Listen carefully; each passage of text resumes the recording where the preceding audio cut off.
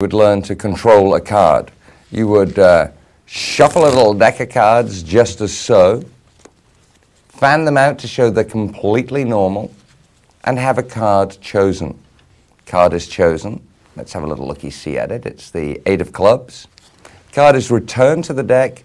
These cards dropped on top. You can now cut the deck a few times, just as so. And I can go through the deck to look for your card and find it immediately. This is the very simplest form of card control we have. It's called the key card. As you shuffle the deck, overhand shuffle, if you wish, you remember the bottom card of the deck, in this case the 8 of clubs. A card is chosen, the 7 of diamonds. The top half of the deck is swung into the left hand. Their chosen card, the 7 of diamonds, goes onto it. And as you put the second half on top, you're putting the 8 of clubs right next to it. So they can cut the deck a few times. It doesn't matter how often they cut. All you have to do is remember your key card, look for that 8 of clubs, and you know that the card right underneath it is the card they selected, the 7 of diamonds. If you want to be sneaky about this, just cut the deck at that point, cutting their card to the top, ready to go into your favorite magical miracle.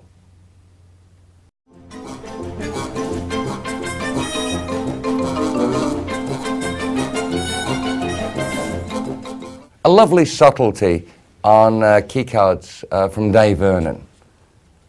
You would shuffle the deck, remember the bottom card of the deck, the 4 of hearts. Now at this point, you cut about a quarter or so of the deck over into your hand, put the rest of the deck on top, and maintain a break underneath your key card. Remember your key card? The 4 of hearts. Now you spread the deck for a card to be selected, remembering your key card. That's always a good thing, and of course maintaining your break. Their card is the 4 of spades in this case. Now you start to cut little piles from the top of the deck, but maintain that break, and ask them to put their card back wherever they like. See that break? I'm just cutting piles above it.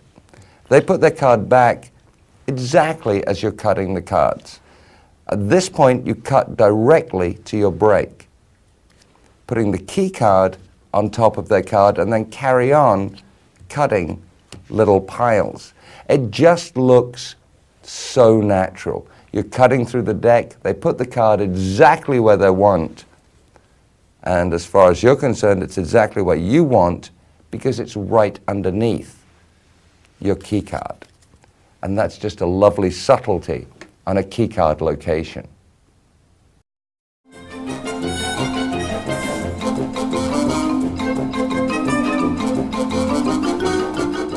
Another lovely way to use key cards.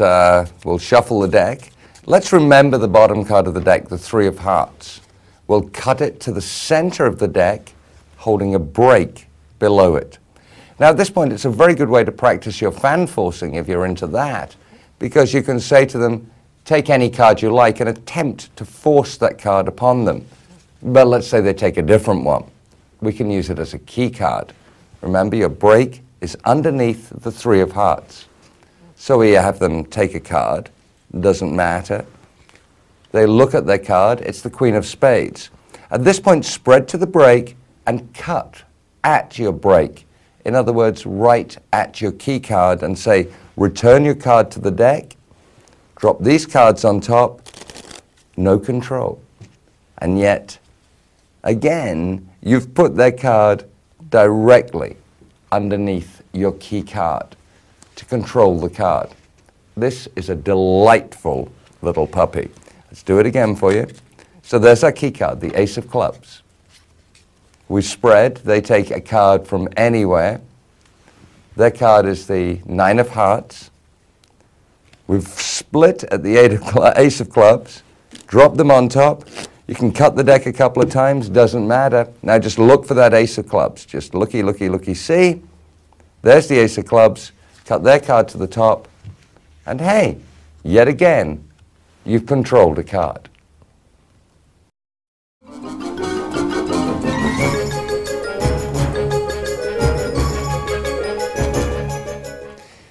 Here's another very cunning way to use a key card. You would shuffle the deck, and you would ask them to just cut the deck at some point. You don't touch the cards. Now, at this point, you'd say, you know, normally I do this behind my back. I would get you to cut the cards behind my back and look at it there. But since you're in front of me, there's really no point.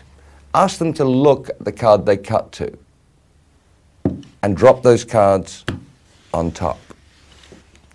Now you can get them to cut the deck a couple of times if they like while you're even looking away. It really doesn't matter. You don't have to look at the cards.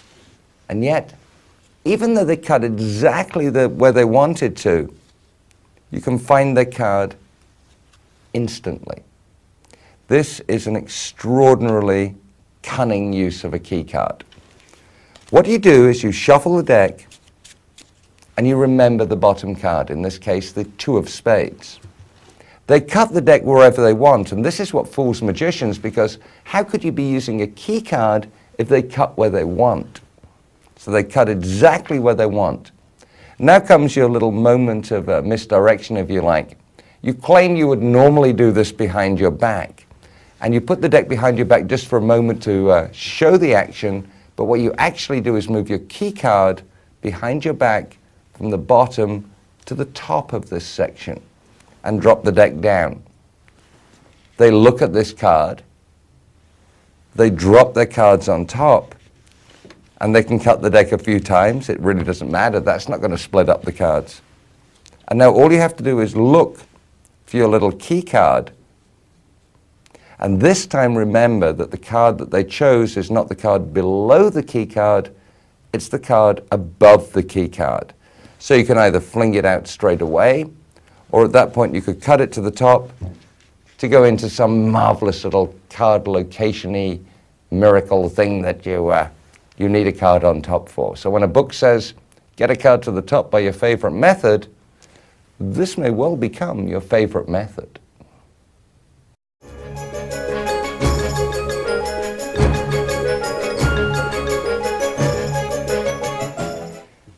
One of the most common ways to control a card is as follows. A card is chosen. Oh, the 4 of clubs. Actually, my favorite card. I like that. That's kind of cool. The card is replaced to the deck. The deck's put together and just given a couple of cuts. The control? Well, the control is that you have their card on top of the deck. This is the double undercut control. The card is selected. Obviously not my favorite card this time, but it's the 6 of hearts. It's one of, I like it. It's not too bad. We swing cut the top half of the deck into the left hand. Their card is replaced. Let me leave it face up so you can see exactly what happens. As the right hand cards come over the top, a break is held with the left little finger. Now we're going to cut about half of the cards below that break up to the top. So we cut half the cards up to the top. See how the right thumb is maintaining the break? And then we cut all the cards below the break to the top. Just one more time. There's the chosen card, the 10 of hearts. The 10 of hearts is put into the deck. See that little break? We squeeze and we squeeze. And that's the double undercut. At speed, it looks just like this. Just 2 little cuts of the deck to control a chosen card to the top.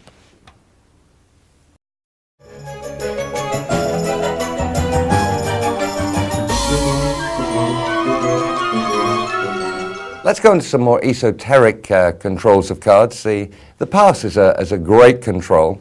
Let's say you have one card chosen, the 8 of diamonds.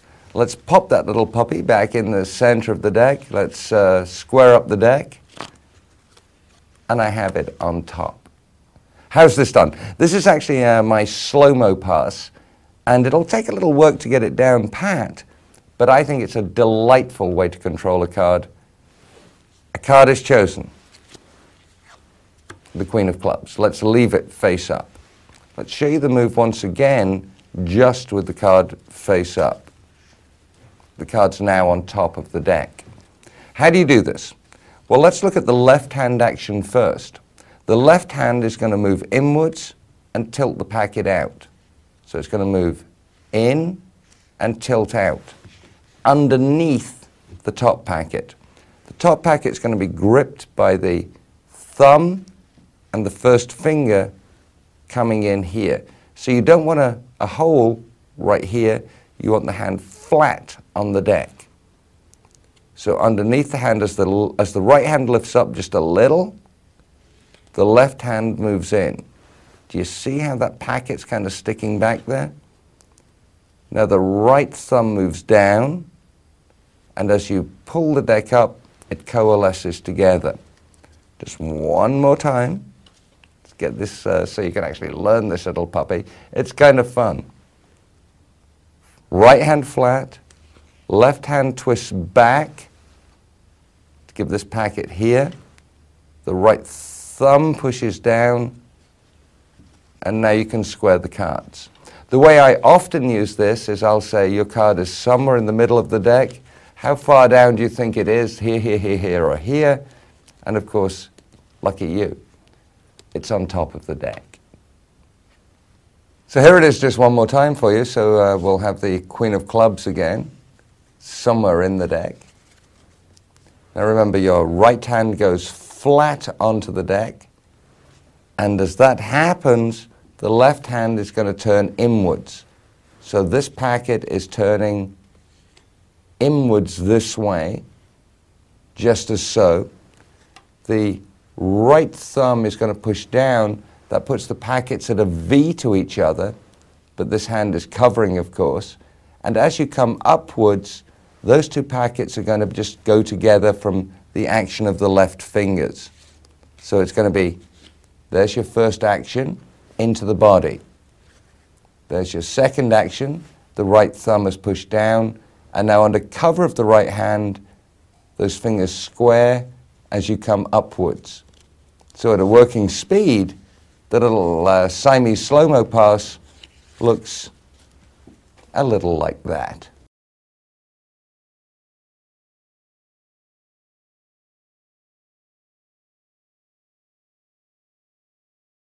I personally think the pass is one of the great ways to control a card, because you put a card in the middle of the deck and suddenly, boom, it's exactly where you need it to be. Let's look at the riffle pass. This was taught to me by my good buddy Derek Dingle, sadly gone, but not forgotten certainly by me. A chosen card, the 5 of spades. Let's have it returned to the deck, just as so, and give the deck a little riffle. And there's the card on top. So how's it done? Well, this is the riffle pass, and it's quite a cool little maneuver. So here's the riffle pass. Now remember, you're not going to cut it into the middle of the deck. It's going to look as though it's in the middle, but you're just putting like 10 or 12 cards, 13 cards on top of it. You're going to hold a break on that card right here. Now as the right hand comes over, that's when the left finger is going to go directly into the deck, right in, but your hand is covering. At the point now, you're going to start riffling that bottom section, and that's when this section is going to come around. You're just going to riffle up. Ignore that top section, if you will. Just think about riffling up the bottom section, so it's just as so. There you are. Just riffle, and that packet will go around it. And what's delightful is, a little extra tip on it is if you start a little high and then start to go low afterwards, that'll help conceal the packet moving. So there's the 5 of spades in the middle, and there it is on top. That's a riffle pass.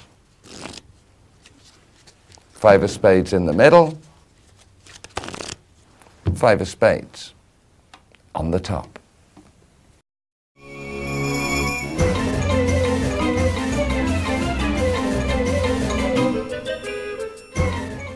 Let's look at another way to control a card, this time to the bottom of the deck. This would be the Tan Hock 1 pass, very underused in Magic. We would riffle through the deck and you would remember a playing card. Let's see, you remember that one. Now at this point, I would just square up the deck. Doesn't look like anything happened, but with the Tan Hock 1 pass, I have your card directly on the bottom of the deck. This is great because it looks like nothing happens. So how is the Tan Hock 1 pass done? This is actually my little handling on it. It's slightly different to the original, but let's take you through it. So you put the deck into your hand, bevel them over slightly so that you can run your finger back along the cards. They remember a card, in this case the 8 of clubs. Put your little finger in just a little so that you can take a break on that 8 of clubs. Now this is going to be kind of hard to show because like many pass moves, it's designed to be very well concealed. So let's see if I can put my hand right over the top here and show you what happens underneath. You curl your fingers in, twist out the bottom packet, pull down some cards, and then square up from underneath. I'll show you that again with a different card. Unless I accidentally force the 8 of clubs. So now we've got the 3 of clubs. Again, you're holding a break on it from above. Your fingers curl in, just as so. Curl out that bottom packet underneath the right hand. Your middle fingers of your left hand pull down on a packet and then square everything up. So from above, it looks a little like this. You peek at a card, the 5 of clubs. I hold my hands here and square up the deck, and now I have your card exactly where I need it on the bottom of the deck. And that's the samey work on the Tan Hock 1 pass.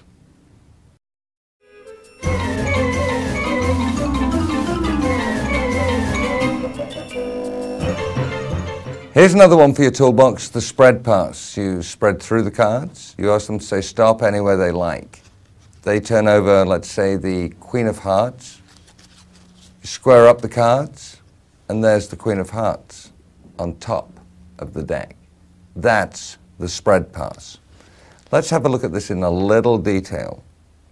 You're going to spread through the cards, but you're going to move some of the cards forwards as you're spreading through. You want a big block cover from the front. Now, when they say stop, you flip over the card.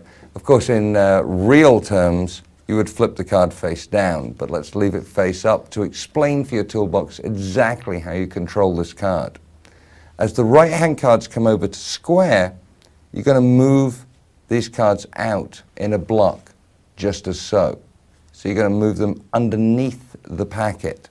So as the right-hand cards come over the top, you move them underneath the packet.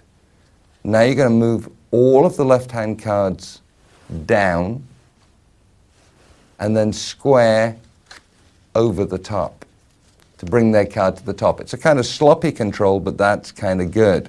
Let me show you that again. So there's the Joker, which would be their card. And as you come underneath, those cards are going like this. The right hand is coming over and moving those cards over the top. One more time, just for accuracy. You want that big block kind of spread out, just as so. And now as you square the cards, you do the move. And there's the spread pass.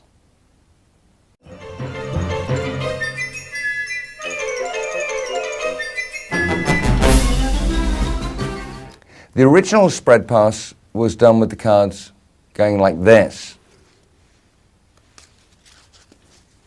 Now the only problem with this is there is a kind of problem with a flash to the front where you're going to see that packet going underneath. My good buddy Randy Wakeman from Chicago actually came up with this beautiful idea. As you go through the cards, you spread them backwards and forwards. So when you show their card, as you go to do the spread pass, when you do this action, these cards are really covering beautifully. So as you do the move, it's not only covered from the side, it's covered from the front as well. And Randy, you're a genius. What can I say? That's the perfect way to do the spread pass.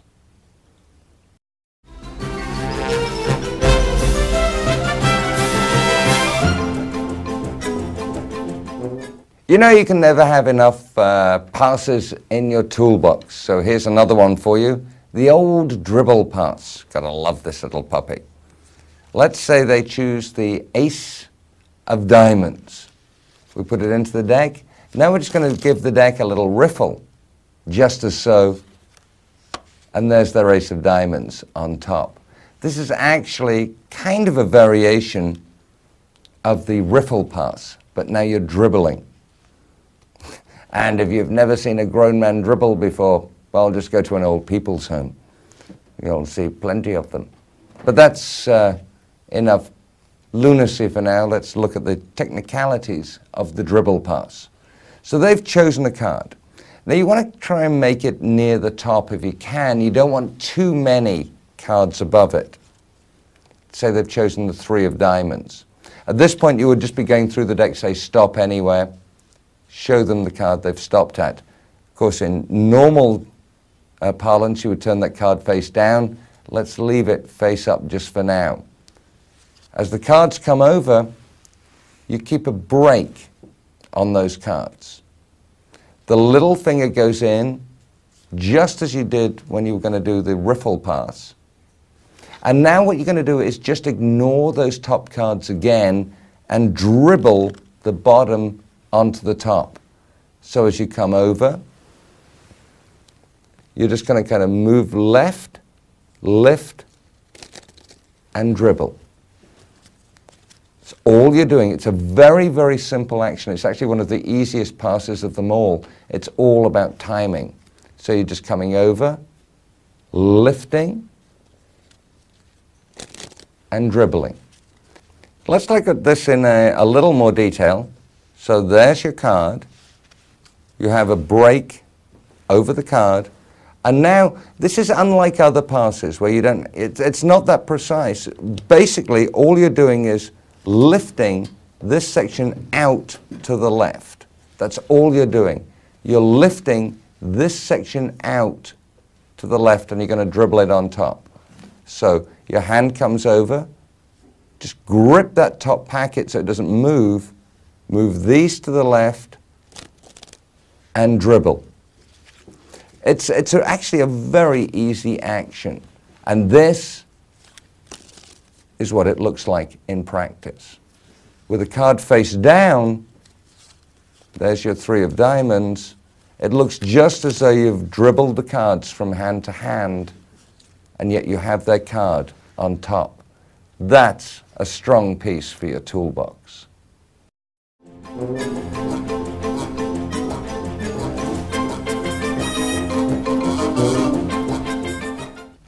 For those of you that need a way to keep a card on top of the deck while cutting the deck, perhaps for one of your gambling routines, here's a very, very easy way to do it. It's called the poor man's hop.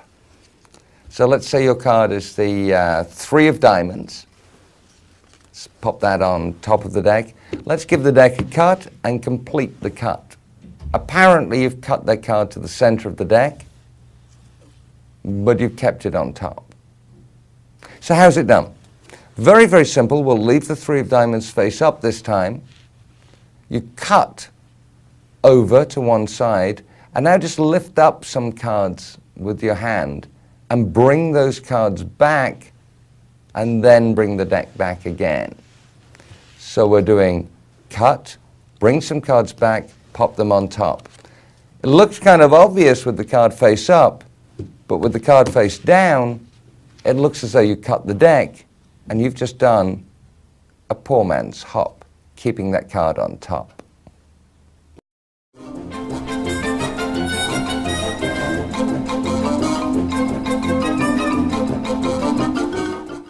Lovely little move, the Kelly-Ovett master move for controlling a card. You would riffle down the deck, they say stop. You show them their card, the two of spades in this case. Put the cards together, completing the cut as it were, and lovely you've controlled their card to the bottom of the deck. So how do you do this? It's the Kelly-Ovett master move, as we said. You riffle down the cards. You show them the card. Now, take a look at the right hand position here. Thumbs at the back, fingers at the front, but just the first finger holding the card. That means my second and third fingers can curl in and actually twist that card out slightly and tilt it forwards. So I'm tilting the card forwards, just as so. It's tilting down. So when I lift and show, now as I show the card and I turn this hand down, I go into that little tilt action, which means that their card is now tilting down. I can now feed it under the bottom of the deck, bringing it directly to the bottom. So in working speed, I show you the Jack of Diamonds complete the cut, and there's the card on the bottom of the deck. And that's the Kelly-Ovett master move.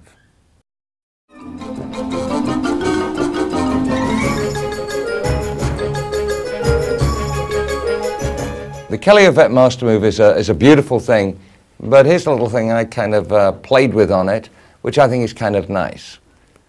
You riffle down the deck, they stop you, you show the card. Now at this point you just put the deck back together. At that point you have the card exactly where you want it, on the bottom of the deck. How do you do it? It's like a backwards Kelly-Ovett master move, if you like. We riffle down the deck.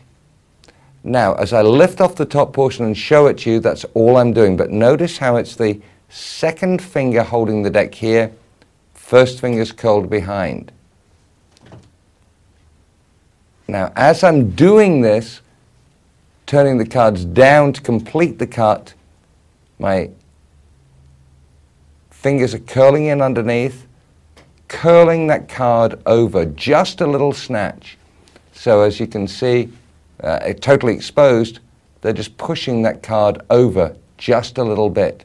My little finger is going to flex the card down. So it's flexing out from the deck, just as so. So I riffle down, you look at the card.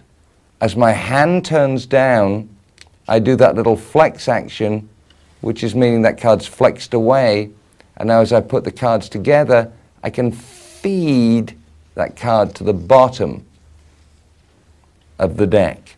That's the Simey backwards Kelly move. Now if you need to make it somewhat different, if you need it to go, say, to the second card from the bottom, for example, if you've watched my Madness Behind the Methods tapes, you'll see there's a trick in there called imagination, where I need a card to go second from the bottom. What I do is I take a break on the bottom card, just as so. A little Marlowe pull down, if you will. I riffle down the deck, you say stop, you look at the card. As I turn my hand down, I go into the backwards Kelly action, flexing that card out, and now I'm going to feed it in between the bottom card and the rest of the deck. So now I can turn the deck over and say, your card's not on the bottom, your card's not on the top. But with that action, your card's exactly where I want it, second from the bottom of the deck. And that's a little thing you really want to put in your toolbox.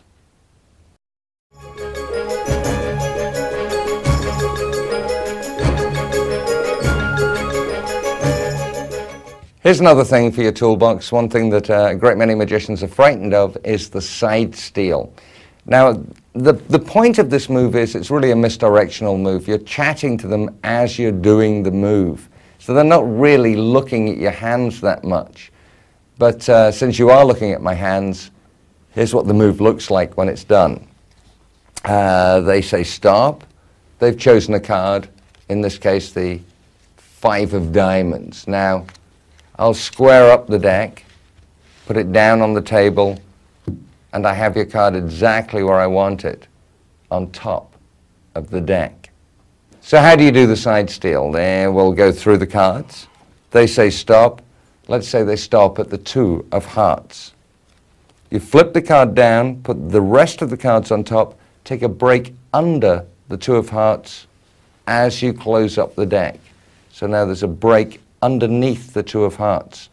The right hand's going to come over, but kind of over to one side a little bit, so the left hand edge of the deck is showing. The left fingers curl in, and they're going to push out that chosen card, the 2 of hearts, if you will. So as your right hand comes over, the left fingers push it out underneath the right hand. So there's the card pushed out from the middle of the deck. Now you don't want to go into a palm here because you're going to get a funny little snappy noise at that point. What you actually do is just push back with your right little finger, so the card's going to jog against your right thumb, and you're just going to release it from the deck. So now it's just held here, and as the cards come together, you add it to the top. So when you do the side steal, it's not a full palm situation, it's just a take and put. Think of it that way. So the 7 of hearts is in the deck just there. We'll just square up the deck, pop it on the table, and hey, there's the 7 of hearts on top. And that's the quiet and delightful way to do a toolbox side steal. Let's look at that left hand action a little more closely. The right hand comes over the top. The left fingers push out that chosen card.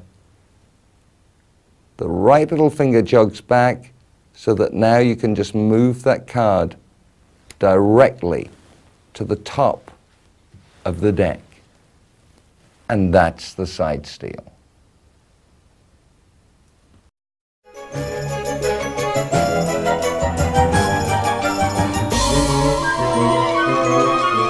Here's what it looks like at a kind of working speed, I guess. So you've chosen the 6 of clubs. You remember your card, of course, yes? The good old 6 of clubs, my friends. Let's just have it somewhere in the middle of the deck, except, of course, you have it exactly where you want it, on top of the deck. So I run through the cards. I turn over your card, the Jack of hearts. Now I'm going to take the deck from above in the right hand, flip the card over again. Now as I flip it face down, my left thumb is going to push that card over just a little bit. I start to put the deck together, but as I'm doing it, I overreach on the left side. So my right hand is going over my left hand. As I come down to square onto the deck, what I'm actually doing is taking the sticking out card and just moving it to the top of the deck. Let me show you that again. So there's your card, the 2 of clubs. Yes, my friends, it's the 2 of clubs. As I just come here, all I'm doing is just moving that card very simply to the top of the deck.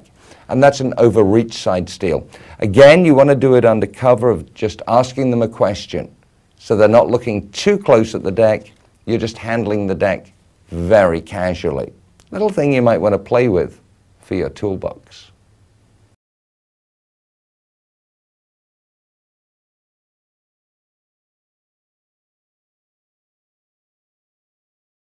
The problem with the side steal is getting the card out from the middle of the deck. Just moving it to the top is simply a case of putting it there. Scotty York, a wonderful bar magician who used to work Casey's in Washington showed me this lovely touch on a side steal. I think it's a great idea.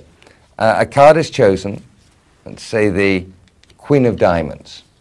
The cards are spread for the card to be returned, and you take the card and you pop it back into the spread.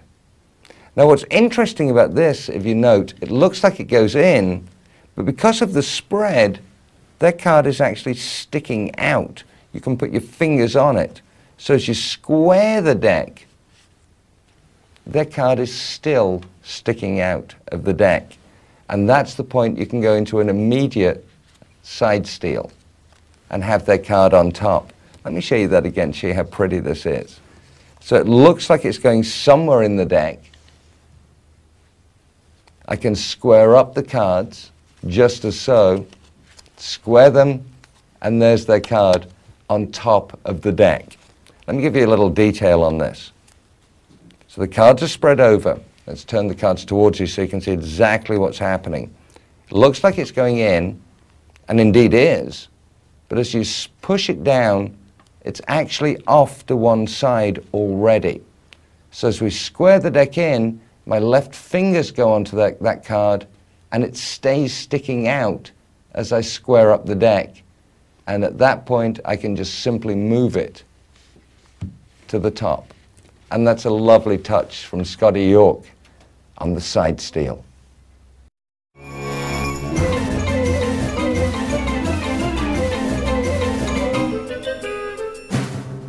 I've played around with side steals a lot, and I kind of like them. They're kind of fun way. It's like a pass. You put the card in the middle of the deck, and suddenly it's where you want it, and nothing appears to have happened. Here's a little thing I call the sideways steal. Say your card is the 10 of hearts. We'll pop it into the middle of the deck. Let's square it right in. That's lovely. And yet it's on top of the deck. Show you that one more time. We'll pop it in the middle of the deck. Let's square it right in. And it's on top of the deck. Almost looks like magic, doesn't it? But let's see how exactly it works. The card goes into the center of the deck. Your first finger goes on to the center of the card. As your hand comes over to square, it squeezes the card sideways. It's squeezing the card, pivoting around the finger. So as my hand comes over, it's squeezing that card sideways into a palm position. So card's here, first finger here. As the hand comes over, it squeezes it sideways as it's pretending to square it into the deck. It's actually going directly into my right palm. At that point, my right palm comes over the deck, adding the card on, squeezing the cards, and now I have the card on top. So with the card face up, my hand comes over, does that squeeze action, and there's the card on top of the deck. And that's the simey, kind of squeezy, sidewaysy, squiddly, diddly, side steely kind of thing.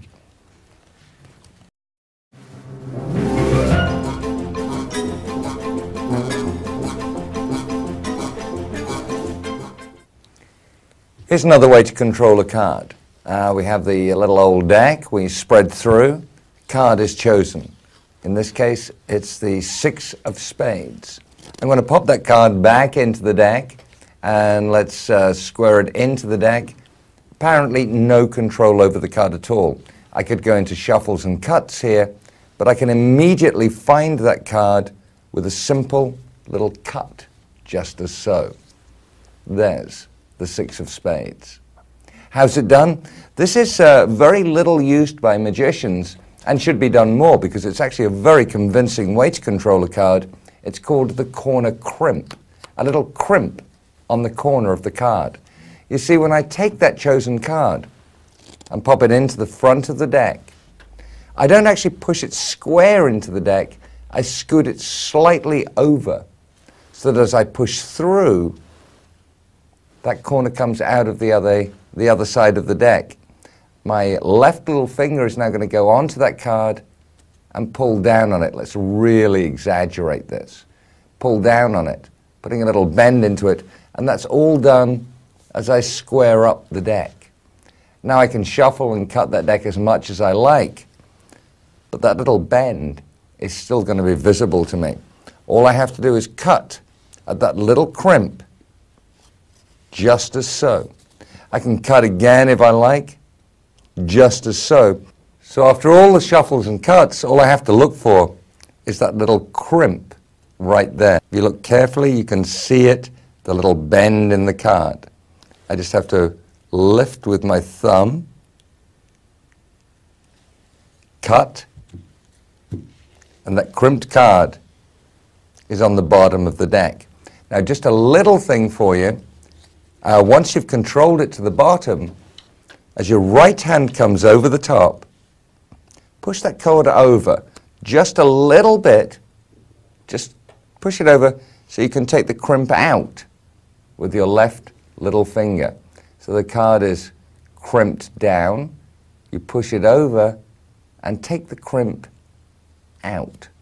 Now it's a flat card and you're ready to rock and roll with your miracle card magic.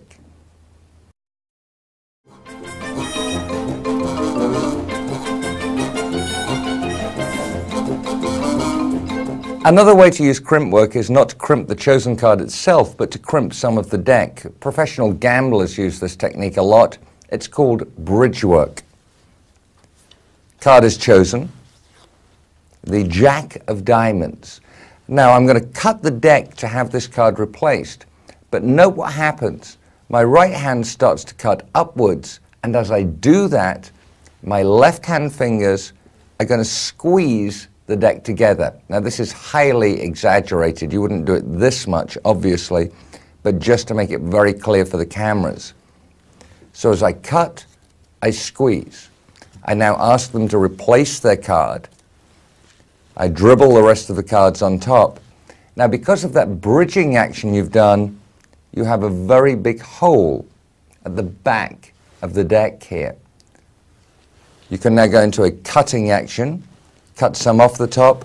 Now cut to your bridge moment, letting just one card fall down. That's the chosen card.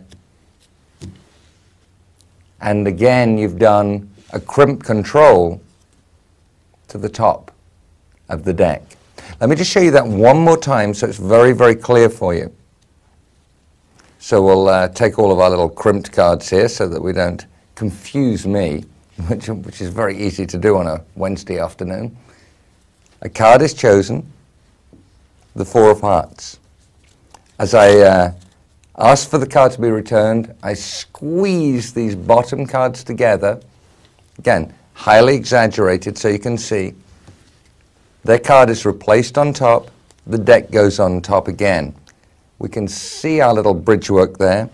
So now we lift at the bridge work, drop one card, cut and cut, and there's your card on top, and that's bridging the card to the top of the deck.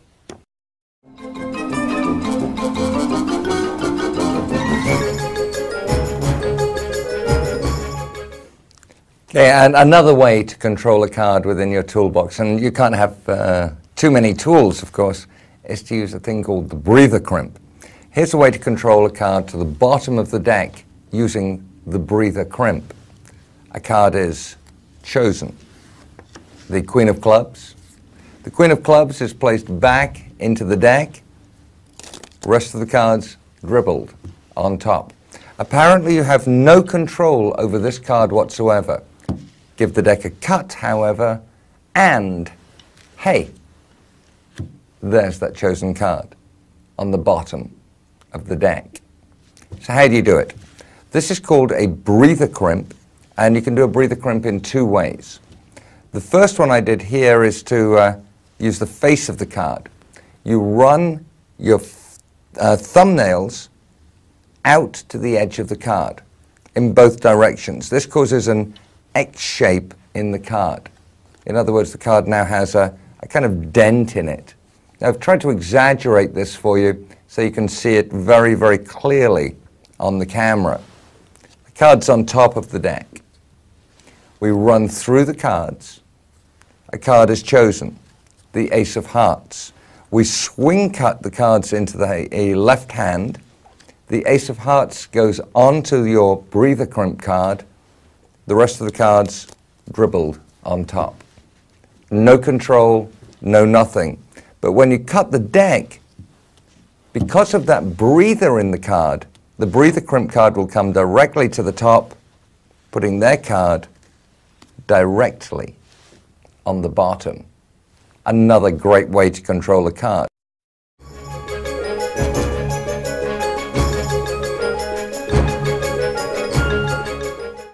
A card is chosen, the 2 of diamonds. It's popped back into that center of the deck. The deck is put down on the table, and you have the 2 of diamonds concealed in your left hand. This is quite a frisky little move. Here's how it's done. So the diagonal palm shift, let's look in some detail about how to do this little guy. So the Queen of Diamonds is the card. It goes into the deck's put down, you have the Queen of Diamonds in your hand. So how do we do it? This time the card is the 8 of clubs. It goes into the middle of the deck. The deck's held kind of high in the hand. As the right hand comes over to apparently just square that card in, it's kicked over to the left. This isn't exactly how it's described in some books. It's just the way my hands do it, and I think you'll like this handling. The fingers come down. See how the card is starting to come diagonally through the deck. That first finger pulls down a little more, and now the card is coming completely through the deck. It's going to hit against the edge of your right thumb and your left little finger. They're your pivot points. As the deck's going to move forwards, that card's going to move out and around. In other words, it's going to move out and around in this fashion into the palm of the hand. It all has to be done as one motion, so as it comes through, the card comes straight directly into the palm.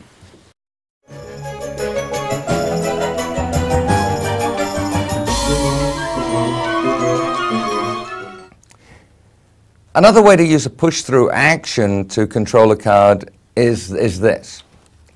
Chosen card is the 8 of clubs, let's say. Let's pop it into the deck, just as so. And now let's pop the deck onto the table face up, and you have the card in your hand, controlled, ready to do some miracles with it. So how's this little guy done? 9 of spades is the card this time. We're not going to kick the card to the left this time, we're going to kick it to the right. So it's going to go over to the right like this. This puts it almost into a palm position, which is exactly where you want it. So as it's kicked over to the right, it goes between the fingers and the back of the palm. Now what you're going to do, and let's make this very open here, you're going to take away the deck, but keep this card in place. So as we pull the deck away, we're pulling the deck away from the card. As we turn the deck up, and this hand turns in. Let's do that one more time for you. So there's the 3 of clubs. We've kicked it to the right. We turn the deck face up, and now you have the card exactly where you want it. Another fine addition to your toolbox. A little kind of diagonally palmy, non-diagonally palmy thingy-wingy thing there.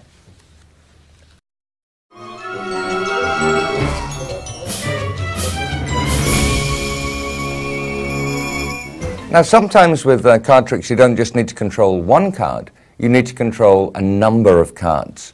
Here's a way to control, say, 4 or 5 or 6 cards even. This is the little Sime multiple card control. So we have the 4 kings.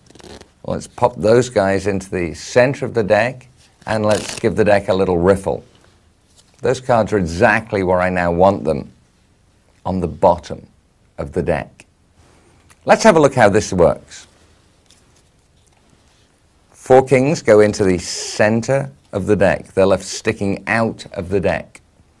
You want to push them in, and this time again, somewhat like some of our other controls we've looked at, is to kick the cards a little over to the left. So when you push down, the corner hits your thumb, your right thumb. Now your right little finger is going to squeeze those cards over to the right. So you push in, squeeze over. So now those 4 kings are actually sticking out of the side of the deck. At this point, you grip them in a straddle grip between the left little finger and the left first finger. Now what you're going to do, it's kind of like a riffle pass action, but you're not going to tip the cards down. Instead, you're going to move your fingers out, which pulls this packet even further out, and then move the cards to the left, which is going to clear them. So now you're clear, and just riffle down on top of them. So at speed, the control looks like this. You put the 4 kings into the center of the deck, give the deck a little riffle, and there they are on the bottom. And that's the Sleight multiple card control.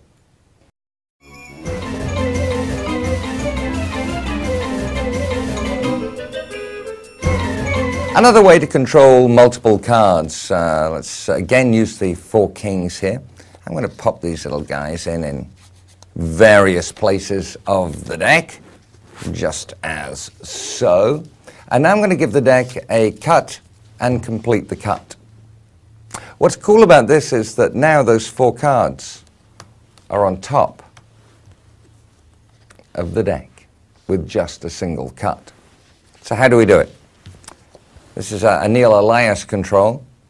You want the cards in kind of the top half of the deck, so don't go berserk going too deep in the deck here. So you want them in the top half.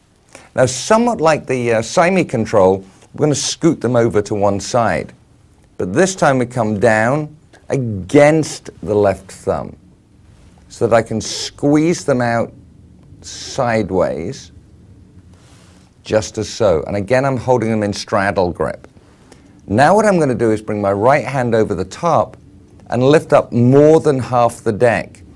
But my right third finger is going to hold on to those cards, the cards sticking out of the side. As I do a swing cut, I'm actually swinging the top cards away from the broken off cards. So I'm swinging out, stripping those cards away so that they land on top of the deck. Let me do that for you one more time so you understand it thoroughly. So there's 1, 2, 3, 4 cards going in 4 different places in the deck. I push through, squeeze the cards across, and keep them in a straddle grip. So I'm pushing down, pivoting the cards across, holding in a straddle grip, just as so. Now I'm going to lift up about half the deck. Remember, my right third finger is holding their cards, or the chosen cards, in place as I squeeze away all of the other cards from them and complete. So there's the 4 chosen cards on top of the deck. At a working speed, it looks like you put 4 cards into the deck in 4 different positions. You close up the deck, you give the deck a little cut, and you have those 4 chosen cards on top of the deck. And that's a lovely little multiple card control.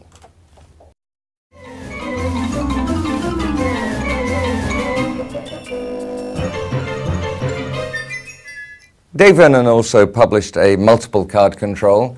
Let's use the 4 kings yet again. Let's put one there, one there, one there, and one there. In other words, into 4 different areas of the deck. We'll give the deck a little shuffle. It looks quite natural to me, but the good news for you is that you have those 4 kings back on top of the deck. Okay, so this is actually a very easy multiple card control. You don't want too many cards between the kings, but you can spread them out fairly much within the top half of the deck. Somewhat like this. About that much is good. Now what you're going to do is put your left first finger against the end, and you're going to kick your hand forwards. Now this is going to cause the top packet of cards to move down. So you kick like this, just the top packet of cards moves down as your right hand comes behind to take the rest of the cards. You strip everything out. What you're actually doing is stripping the kings out of the deck, and now you do a Hindu shuffle on top, just stripping packets from the top to the into your left hand. Turn over the deck. You're ready to rock and roll because you've multiply controlled 4 kings to the top of the deck. Let's do it just one more time with the deck face down and the kings face up for you. So we'll pop the kings into the deck, just as we did before. Now remember, just space them just near the top of the deck. Left first finger is right there. We do a little kick as we go into a cutting action, just as so. And that's going to put your kings all together exactly where you want them. And that's the Vernon multiple card control.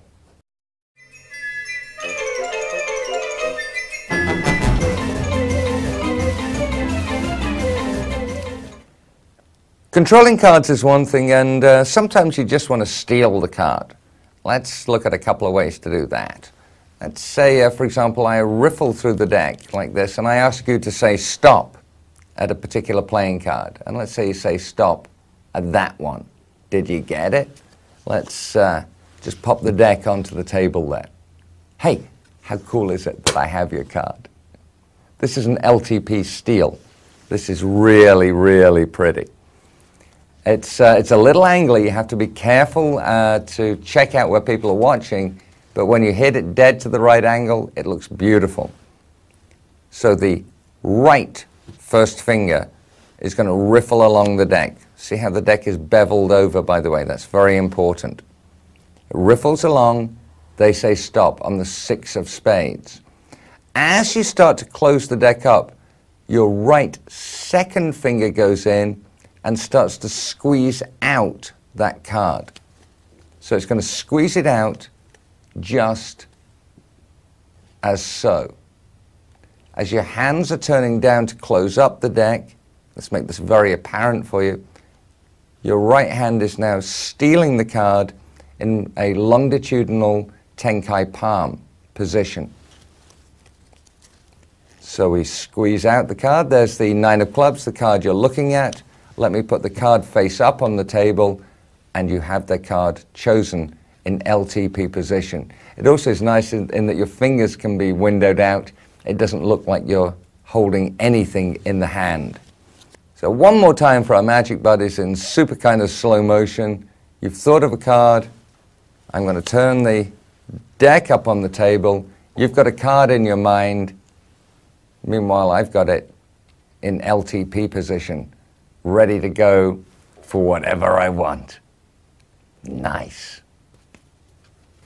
And this position, the LTP, is of course short for longitudinal Tenkai palm. Oh, I'm so intelligent.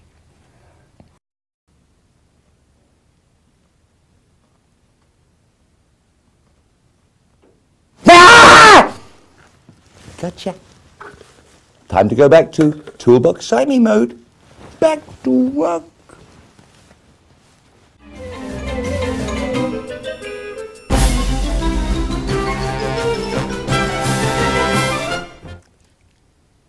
Sometimes you want to control multiple cards. Here's a delightful little way to do it.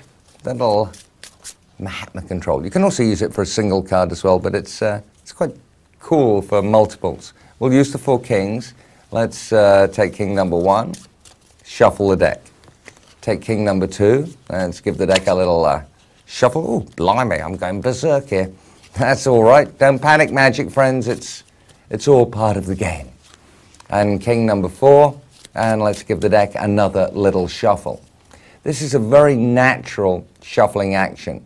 The Mahatma control, however, allows you to have those 4 kings on top of the deck, ready to go into some kind of multiple card positioning.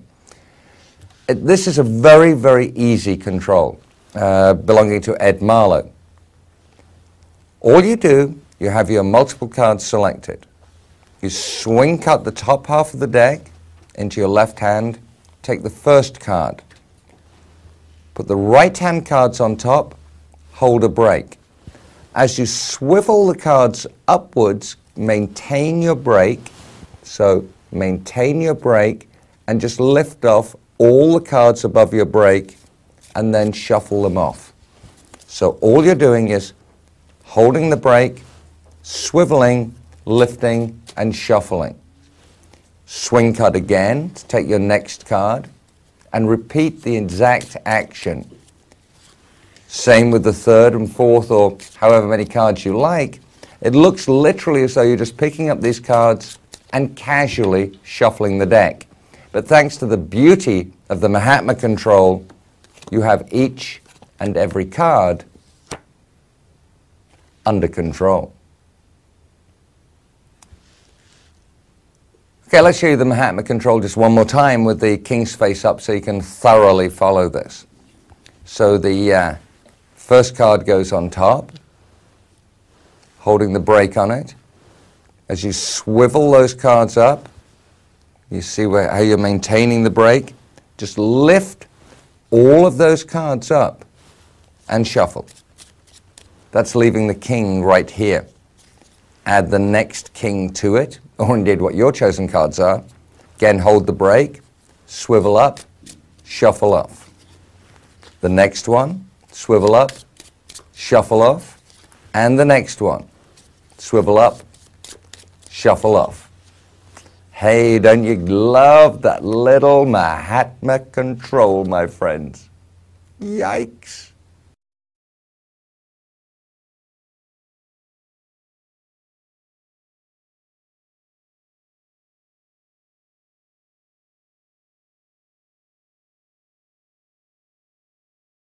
With our toolbox, my friends, to some little gorgeous moments of changes, maybe.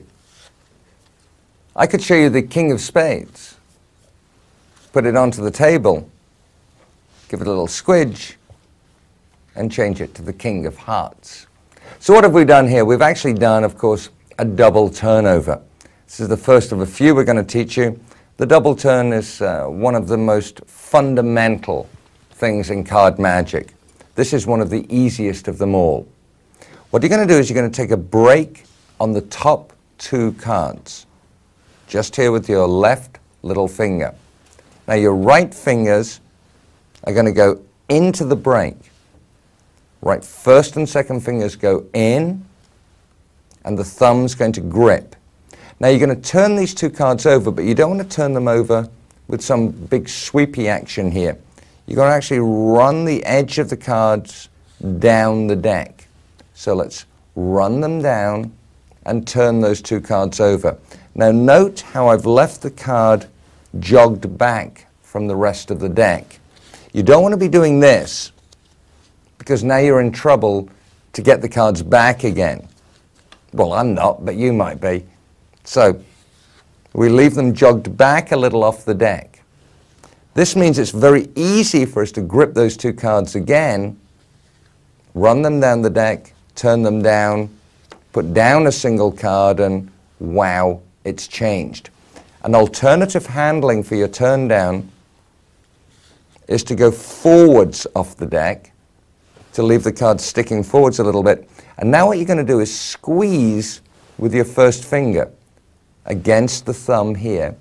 See what that does? It flexes up both the cards. So as the finger pushes down, it means you can retake your break and turn the cards down again. So for the turnover double lift, You can either go off the back of the deck and turn it down, or you can go off the front of the deck and turn it down. Either way, you've done a great double lift.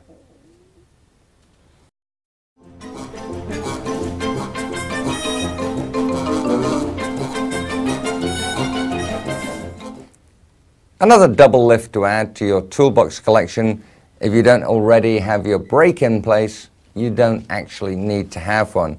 You see, you can turn over the two cards, change it without having had a brake in place at all. This is the strike double lift. It's important the deck is beveled over to the left slightly. Now what's going to happen is your finger is going to run up the deck, and what it's going to do, it's going to feel two cards right here. It's going to feel two cards. All you do is run up and feel exactly when you have two cards. Much easier to do than you may imagine. So your finger runs up the deck, feels when there's two cards there, and turns them over exactly as if you were doing a double lift from a brake. But now, of course, you don't need a brake to do a double lift. And that's the strike double lift.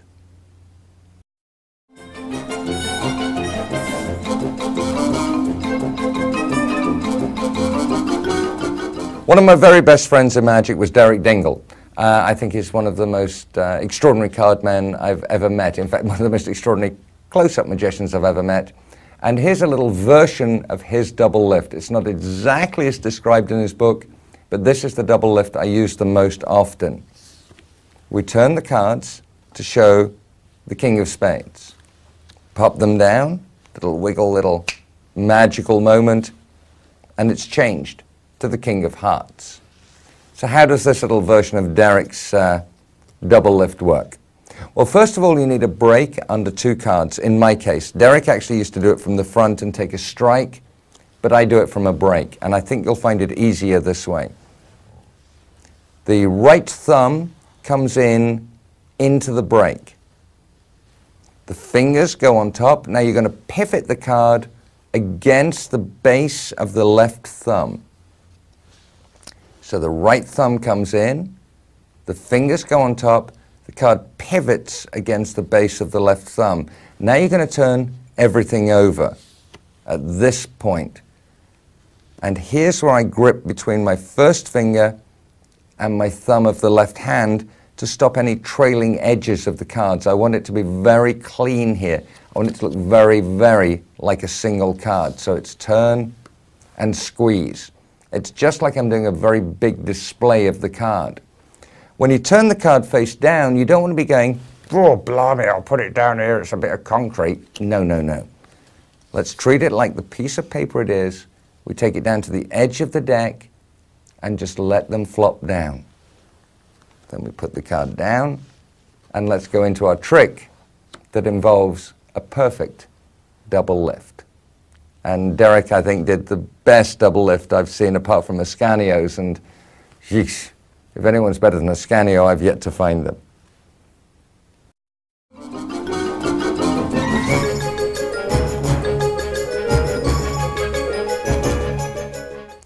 Now, magicians sometimes worry about doing double lifts, and they think it's all got to be flippy, dippy, whipply kind of stuff. Do you know, if you're working to a little crowd around a bar, here's a great double lift. Just take the card and show it. This is exactly the way many people would indeed show a card to their friends. Pop it back on the deck, give a little squidge, and it's changed. This is the easiest double lift of them all. So for those of you that are panic merchants, this could well be the double lift for you. You have a break under two cards. Your right thumb is going to come behind, your fingers go on top, and you're simply going to lift those two cards up as one. But see how my first finger is on the back of the cards? It's going to bow them out slightly. This is going to keep the cards together so that when I show it, it looks just like a single card. Put them back on the deck, deal down, it's changed, and there's the simplest double lift of them all for you.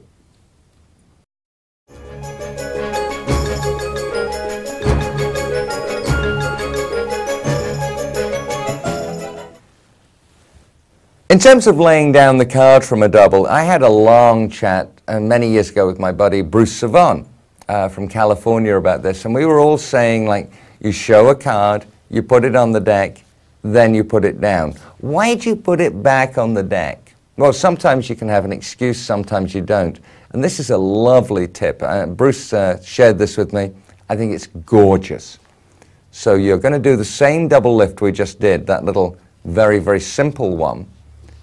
You show the card, you go to put it down on the table, and then you go, oh man.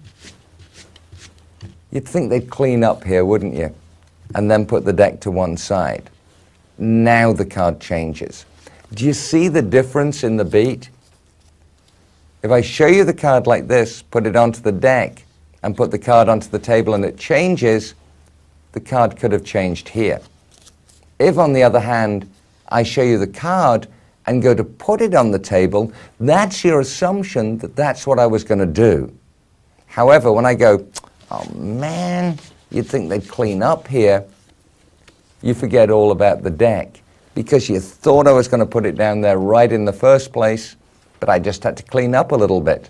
Well, in magical terms, clean up a lot.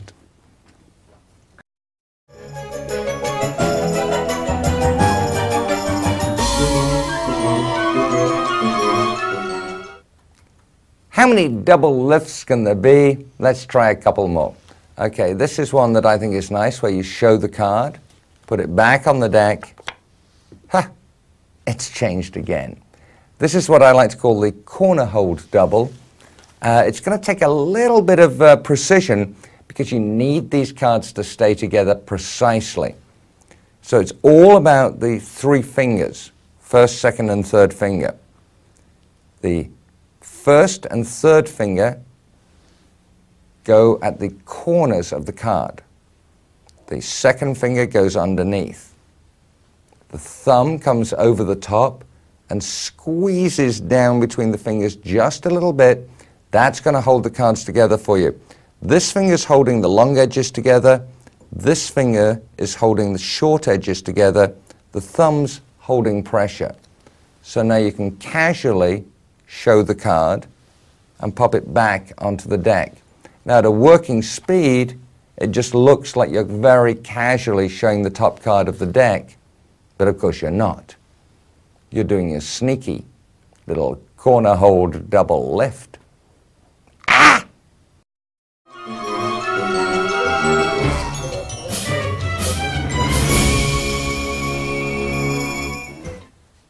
Now, for those of you that like those little flippy-whippy finger exercise things, here's a double lift for you. There's the King of Spades. Let's flip it face down. Hey, hey, hey. It's a double.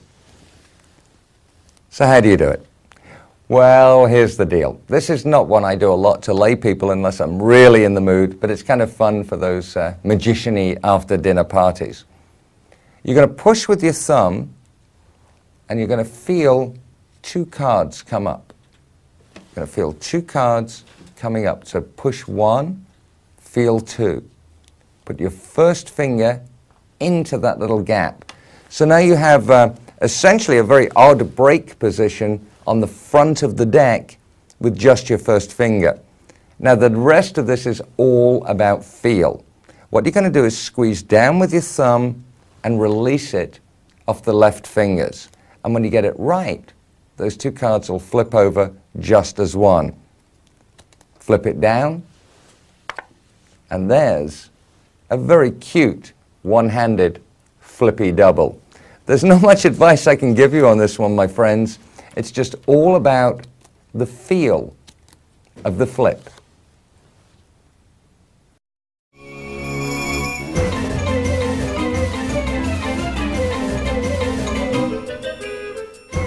An interesting concept I published in Son of Simon Says, one of my books, was how to steal a card from a double. So let's say we have the King of Spades and put it on top of the deck. You can clearly see it go down there. And now I have it in longitudinal Tenkai palm position. It's gone from the top of the deck. Let's have a look at this from the other side so that you can see it exactly. This is very cool for card under glass, by the way. I'll give you some tips on that in just a second. So we do a double turnover. Fingers on top, thumb underneath. As I start to turn the card, I'm going to twist that bottom card inwards. So I'm picking and twisting as I'm turning down, which means that that card can go into LTP position as the other card goes onto the deck. So one more time. Here we go. As you turn it down, it goes directly into LTP position. This is a lovely little way to steal a card from a double lift.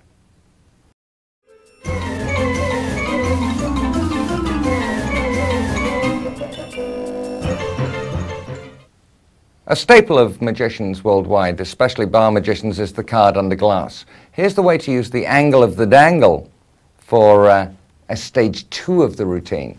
Of course, normally, for your first stage, you would palm the card from the top of the deck, and as you spread the deck, you would load the card under the glass. Wow, the card's under the glass. Now what you do is pop the card on top of the deck. You shuffle one card on top of their card, in-jog the next card, and now shuffle off. Put your thumb on the cards, taking a break. Now you can shuffle off, which brings their card, of course, second to the top of the deck. You now claim you found their card again. Do a double turn to show their card. Do the angle of the dangle move, apparently just putting their card back on top of the deck. Of course, you have their card now in LTP position. And as you spread the deck again, now you can immediately load the card. This is an immediate card under glass and is immediately quite magnificent in my opinion. And that's the angle of the dangle card under glass. If only this had something in it, I'd drink it.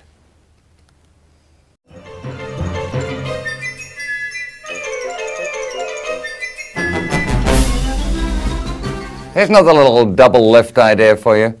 We'll use the 7 of hearts in this case. We'll just give it a little spin on the deck there. Let's turn it down, pop it into the center, and oh, it's back on top. The little spin double. I first read about this in a Frank Garcia book. It's actually a very interesting little double. So you need to flex the deck outwards slightly, like bowing it down so there's a little curve on top of the deck. Now we're going to take a break under 2 cards, turn them over, and I actually like to put an extra little flex up on the cards as well. Now you're going to crank your wrist to the left and let your fingers go and trust the cards that they'll twist all by themselves. Now you turn those cards down and you can go into your ambitious card routine or whatever double lift routine you like, having done a perfect little spin double.